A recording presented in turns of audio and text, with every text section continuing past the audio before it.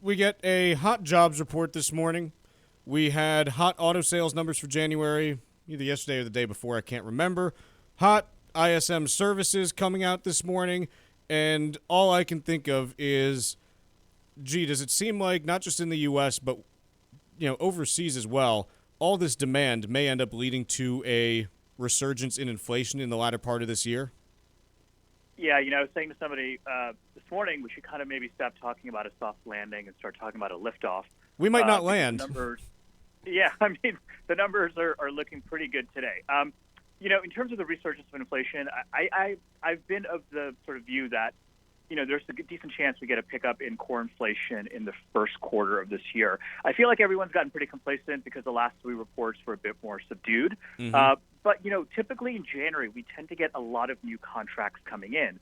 And, if you just think back to even a couple of months ago, actually, honestly, even before today, the general view has been, look, there's a recession coming. It's coming in the next, 6 months probably. And so if you're a business trying to take price, this January setting a new contract is possibly the last chance you're going to have to take price, especially if the economy does end up in a recession. And so my feeling is, you could get some of these new contracts, which do feed into the CPI in January.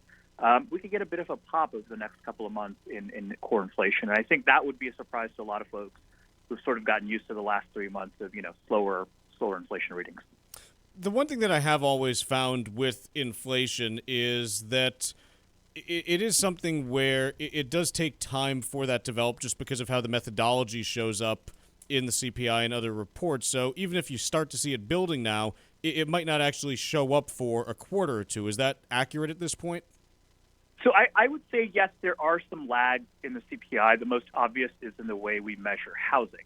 But in a lot of other areas of the CPI, it is basically happening, close to real time. So, for example, you mentioned auto sales earlier. Auto prices, and it doesn't matter if we're talking about used cars or new cars, that's based on actual transaction level data that happens every month.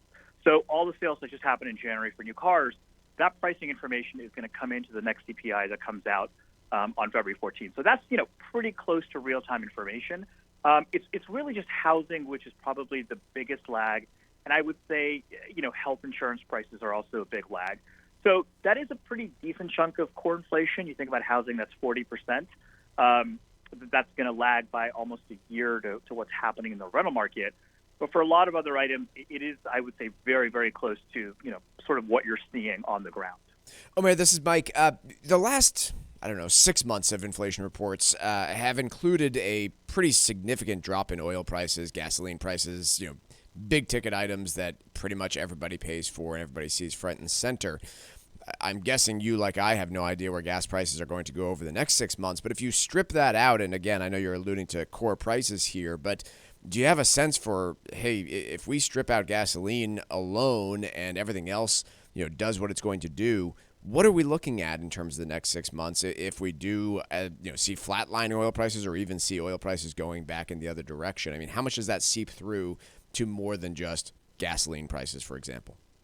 Yeah, so I guess I would say, first of all, I think everyone's seeing gas prices go back up. We had a nice run of prices declining, as you mentioned, the last 6 months. January looks like we're probably going to see gasoline up around, roughly 4%. February looks like it could be up another 1 or 2 percentage points.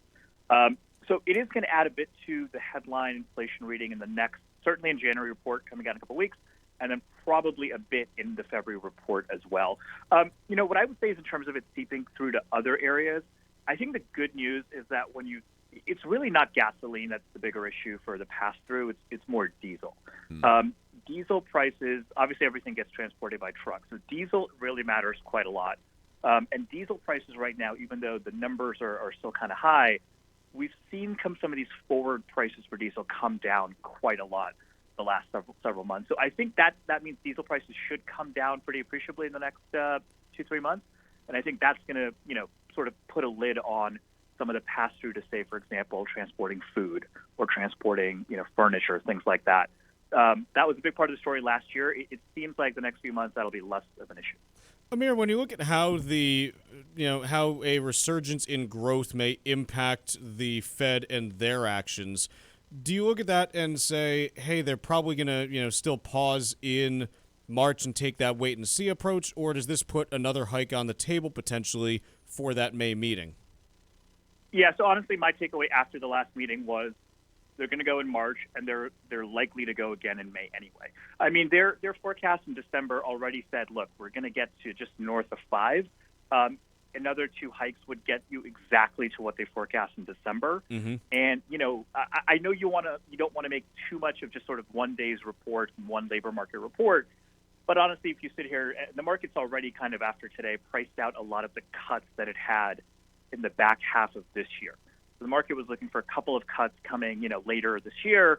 After this jobs number today, a lot of that has been kind of wiped out because of, essentially what you're implying, which is, hey, they might have to do a little bit more here. But my feeling after the meeting was their big concern is still inflation. They're not getting complacent, even if the market is. And if they need to do more, they're more than willing to go again after March and after May as well.